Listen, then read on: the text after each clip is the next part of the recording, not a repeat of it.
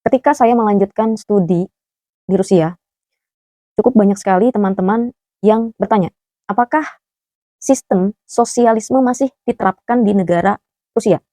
Bahkan saya pikir pun dan saya rasa masih banyak yang mengira Rusia sampai hari ini masih menerapkan yang namanya sistem sosialisme, terutama karena negara ini identik dengan Uni Soviet.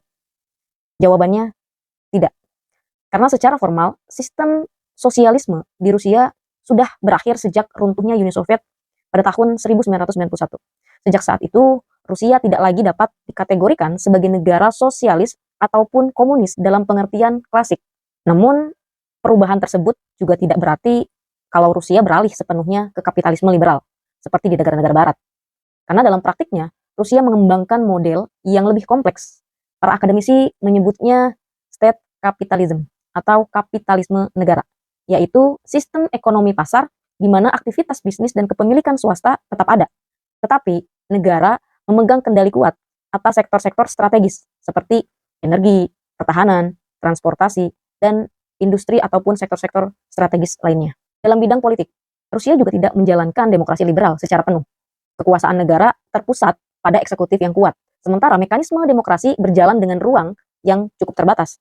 Karena itulah, Rusia sering diklasifikasikan sebagai negara dengan rezim otoritarian terkelola, bukan negara sosialis dan juga bukan demokrasi liberal murni. Di sisi lain, kebijakan di bidang pendidikan dan riset sering menimbulkan kesalahpahaman, di mana biaya kuliah yang relatif terjangkau, dukungan negara terhadap penelitian ilmiah, serta peran negara dalam menjamin akses layanan publik kerap dianggap sebagai bukti bahwasannya sosialisme masih diterapkan.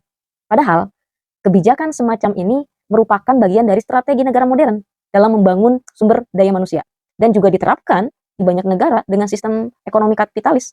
Namun, meskipun sosialisme tidak lagi menjadi sistem yang dianut di Rusia, warisannya masih terasa dalam kehidupan sosial dan juga institusional, di mana negara tetap dipandang sebagai aktor utama dalam menjaga stabilitas dan arah pembangunan. Nilai kolektivitas, penghormatan terhadap pendidikan dan sains, serta ekspektasi kuat terhadap peran negara merupakan jejak sejarah panjang Uni Soviet yang memang belum sepenuhnya hilang di negara Rusia. Sehingga Rusia kontemporer tidak bisa dipahami secara sederhana sebagai negara sosialis ataupun kapitalis liberal. Karena Rusia merupakan hasil dari proses sejarah yang panjang dan berlapis, meninggalkan sosialisme sebagai ideologi resmi, tetapi masih membawa sebagian warisannya dalam kebijakan dan cara pandang masyarakatnya.